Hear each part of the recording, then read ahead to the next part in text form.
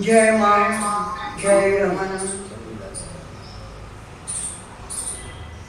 અમૃતમ ખંડે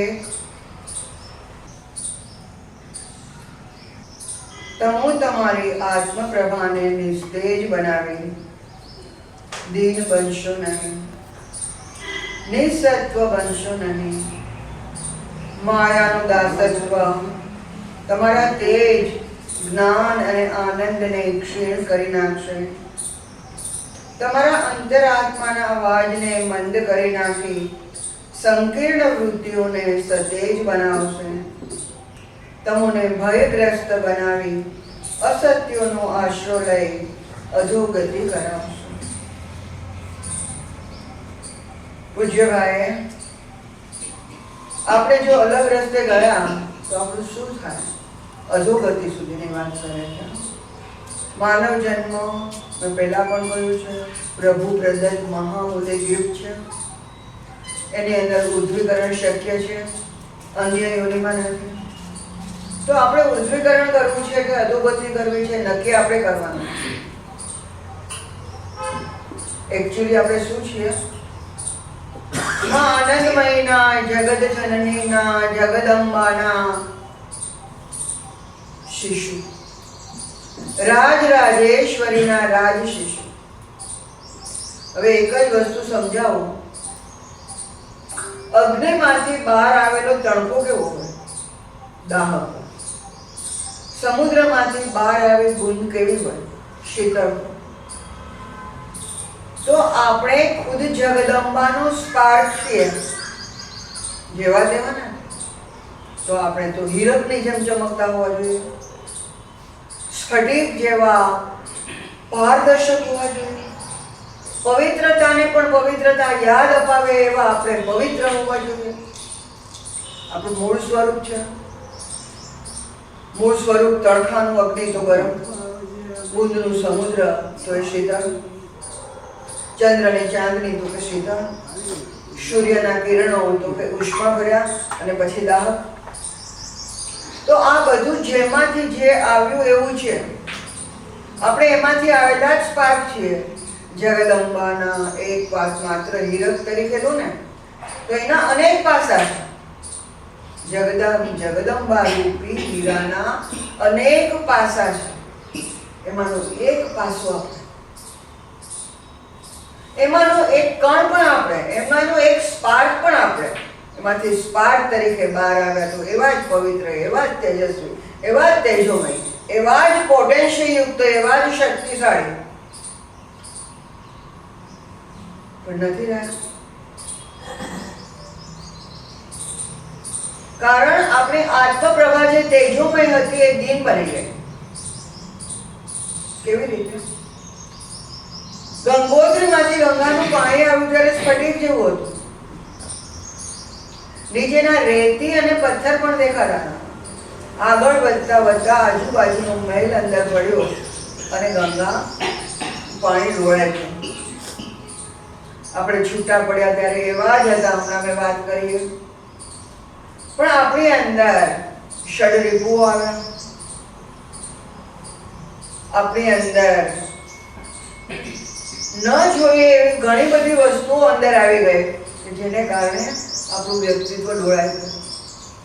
આપણે જે છીએ ના રહ્યા. તો એને કારણે શું થયું? આપણી આત્મપ્રભા, આપણો આત્મા, આપણો અંદરનો આત્મદીપ, આપણો રત્નદીપ જે હૃદયની અંદર છે, જે શાશ્વત જલે છે, એની પ્રભા નિસ્તેજ બની ગઈ. એમાંથી તેજ જતું રહ્યું. તમે હીરક જેવા હતા.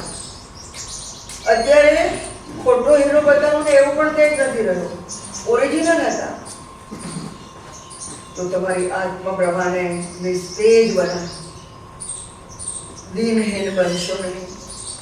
તમારી આત્મપ્રભાને નિસ્તેજ બનાવીને દીનહીન બનશો નહીં. પૂજ્યભાઈ આપણને લાલ બત્તી બતાવે છે, એલર્ટ કરે છે કે તમે દીનહીન નહીં બનો. માયાનું દાસત્વ તમને નિસત્વ બનાવે છે. તમારામાં સત્વ રહેતું નથી ઓરિજિનલ. તો તમારે માયાનું દાસત્વ જોઈએ છે કે માયાપતિનું એ નથી કરવાનું. માયાનું દાસત્વ એટલે ધનની અંદર આપણે લિપ્ત થયા, વધુ પ્રતિષ્ઠામાં લિપ્ત થયા, ફેમિલીમાં લિપ્ત થયા, ફેમિલી મેમ્બરમાં લિપ્ત થયા, પાર વગરની વસ્તુઓની અંદર લિપ્ત થતા થતા થતા ઢોળાઈ ગયા, આપણે નિસ્તેજ બની ગયા. તો આમાં શું થયું? ભગવાનની બનાવેલી માયા છે ભાઈ, આપણે આરામથી વાત કરીએ. ભગવાનની માયા છે પણ પાછું ભગવાનની માયામાં જ જીવે. શું છે? ભગવાનની માયા છે, આજે બધું છે પણ એમાં જ જીવતા હોય. પણ ભગવાનની માયા છે તો માયાના દાસ બન્યા, ધનના દાસ બન્યા, પદ પ્રતિષ્ઠાના દાસ બન્યા, ઘણી બધી વસ્તુઓ જીવનની અંદર આવી છે, બધાના દાસ બન્યા. એને કારણે તમારું ઓરિજિનલ સત્વ ક્યાં રહ્યું? ઓરિજિનલ હીરા જેવો પ્રકાશ ક્યાં? એમાંથી છૂટા પડેલા કણની પોટેન્શિયલ ક્યાં રહે? તો માયાનું દાસત્વ સ્વીકારવાને બદલે આપણે શું કરવાનું છે? માયાપતિનું દાસત્વ સ્વીકારીએ. જ્યારે માયાપતિનું દાસત્વ સ્વીકારીએ છીએ તો બધા દાસત્વમાંથી મુક્તિ મળી જાય છે. આપણે મુક્તિ ગુમાવી હતી, આપણે શાશ્વત આનંદ ગુમાવ્યો હતો, આપણે શાશ્વત પ્રેમ ગુમાવ્યો હતો, આપણે આપણું અસ્તિત્વ ગુમાવ્યું હતું, આપણું વ્યક્તિત્વ ગુમાવ્યું હતું. ભગવાન છે ને દાસ બનાવી અને ગુલામ નથી બનાવતો, મુક્ત રાખે છે. જ્યારે માયાપતિનું દાસત્વ સ્વીકારીએ છીએ ને ત્યારે ગજબની મુક્તિ આવે છે, શાશ્વત આનંદ આવે છે, શાશ્વત શાંતિ આવે છે, શાશ્વત પ્રેમ આવે છે, અનંતને પહોંચવાની તમન્ના આવે છે, અનંતને પહોંચવાની શક્તિ આવે છે. પ્રેમથી ઉપર અનંત છે તો અનંતતામાંથી પણ આવ્યા છે, અનંતતામાંથી આવ્યા, એમાંથી આવ્યા તો ત્યાં પણ પહોંચવાની ક્ષમતા બતાવે છે. એનાથી પણ ઉપર કંઈક છે, એનું નામ નથી આવ્યું પણ આપણે અનંતતા સુધી પહોંચીએ ને તો પણ બહુ થઈ ગયું. આપણું વ્યક્તિત્વ ફરીથી હીરક જેવું ચમકશે, આપણે એવા તેજોમય બનીશું. આપણા અંદર આત્માનો અવાજ છે ને આપણે સાંભળી શકતા નથી, કારણ કે માયાનું દાસત્વ છે. જ્યારે માયાપતિનું દાસત્વ હોય ને તો બધા દાસત્વમાંથી મુક્ત, બધી બોર્ડરમાંથી મુક્ત, બધી તમન્નાઓથી, ઈચ્છાથી મુક્ત, બધા જ લક્ષણો જે આપણને નિસર્ગ બનાવે છે એ દરેકે દરેક લક્ષણોથી આપણે મુક્ત. હવે આપણે મુક્ત થયા તો કયા રહ્યા આપણી અંદર? ભગવાને આપેલી પવિત્રતા, નૈતિકતા, શાંતિ, ભક્તિ, નિર્વ્યાજ પ્રેમ, કરુણા. પ્રેમ તમે નિર્વ્યાજ પ્રેમ છે ને તો તમે એની અંદર કોઈ મોટિવ મનમાં રાખીને પ્રેમ નથી કરતા. નિર્વ્યાજ પ્રેમ, પ્રેમનું નામ બહુ ઊંચું છે, પ્રેમ બહુ ઊંચું છે પણ આપણે નિમ્ન કક્ષાની વસ્તુઓને પ્રેમ કહી દીધું છે. અને પ્રેમની અંદર હું આટલો પ્રેમ કરું છું પણ સામેની વ્યક્તિ પ્રેમ નથી કરતી. પ્રેમ નથી, પ્રેમ કદી માંગતો નથી, પ્રેમ સામાન્ય અપેક્ષા રાખતો નથી, અપેક્ષા વિહીન છે એટલે પ્રેમ કહેવાય જ નહીં. તો પ્રેમને આપણે છે ને રિયલ પ્રેમ જ્યારે આપણામાં આવે ને ત્યારે પ્રેમનું નામ આપીએ. બાકી પ્રેમને ઉપરથી આપણે તો નીચે આવ્યા, પ્રેમને પણ નીચે લાવ્યા. કેવી મજા છે એને ગયા.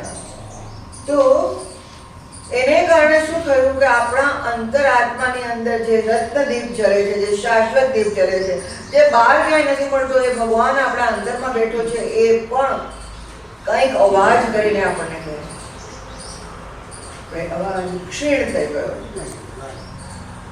આપણે અંદર ઘણું બધું કર્યું છે, એ અવાજ આપણને સંભળાતો નથી. જ્યારે હૃદય સાફ થાય ને ત્યારે આપણી આંતર ચેતનાનો અવાજ સંભળાય. ક્યારેક આંતર ચેતના બોલે હું આમ કરું છું તો આપણે શું થાય છે? આજે મને કેમ આમ થાય? આજે મને કેમ આવો વિચાર આવે છે? આજે મને કેમ એમ થાય છે કંઈક આવું થશે? એ તમારી આંતર ચેતના, એ આંતર ચેતના બોલે છે. જ્યારે હૃદય સાફ થશે, મન સાફ થશે, દિલ સાફ થશે ત્યારે આંતર ચેતનાનો અવાજ ખૂબ સરસ રીતે સંભળાશે. અંતરાત્માનો અવાજ જે મંદ કરી નાખ્યો છે ને એ સંકીર્ણ વૃત્તિઓને કારણે મંદ થયો છે. સંકીર્ણ વૃત્તિઓ સતેજ બનાવે છે અને તેને કારણે તમે ભયગ્રસ્ત બનો છો. તમારામાં ભય છે, ધન છે જતું રહેશે, પદ છે અત્યારે મળ્યું છે જતું રહેશે, ફેમિલી છે કોઈ આડા આવું થશે તો? અચ્છા, રોગનો પણ ભય છે, આમ કરશું તો માથા પડશે. મૃત્યુનો ભય છે કે મૃત્યુને સહજતાથી સ્વીકારી શકતા નથી, એનાથી આનંદ નથી થતો. જન્મથી આનંદ થાય છે, પણ જન્મની સાથે મૃત્યુ જોડાઈ જાય છે. પ્રકાશની સાથે અંધકાર જોડાઈ જાય છે, સવારની સાથે સાંજ જોડાઈ જાય છે, સુખની સાથે દુઃખ જોડાઈ જાય છે. આપણને એક પાસું ગમે છે, બીજું પાસું નથી ગમતું. આ ડેફિનેશન આપણી છે, ભગવાનને નહીં. ભગવાને સમત્વ આપ્યું છે. બધાને સહર્ષ સમતાથી સ્વીકારતા શીખો. માત્ર વેશ પલટો છે, એની અંદર તમે કેટલા બધા વિહવળ બની જાઓ છો, પણ જ્યારે તમારી ચેતના ઉપર ચડે છે ત્યારે કોઈ પણ ચઢાવ ઉતાર, કોઈ પણ દ્વંદ્વો તમને અસર કરતા નથી. ભગવાનની અંદર જ્યારે નિમજ્જિત થાઓ, ભગવાનની અંદર જ્યારે એકત્વ અનુભવો, પરમાત્માની અંદર તમે પરમ પવિત્રતાથી એડર થઈ શકો. આ બધી વસ્તુઓ છે ને જ્યારે આવે છે ને ત્યારે તમે ભયગ્રસ્ત તમારી મનોદશા હતી એમાંથી તમે મુક્ત થાઓ છો. તમને ભય નથી, તમને રોગ ભય નથી, તમને મૃત્યુનો ભય નથી, તમને કોઈ પણ વસ્તુનો ભય નથી. આવીને જતું રહેશે એનો ભય નથી. આવ્યું તો તમે ક્યાં તમારું હતું. એક વખત માલિકપણું આવ્યું ને ત્યારથી ડર લાગ્યો, પણ ભગવાને માલિક બનાવ્યા જ નથી, તમને ટ્રસ્ટી બનાવ્યા છે. ટ્રસ્ટી એટલે તમે પવિત્રતાથી, નૈતિકતાથી એ કાર્યને સંભાળો. જે પણ તમને મળ્યું તે ભગવાનનું આપેલું છે, તમારું અર્જિત કરેલું નથી.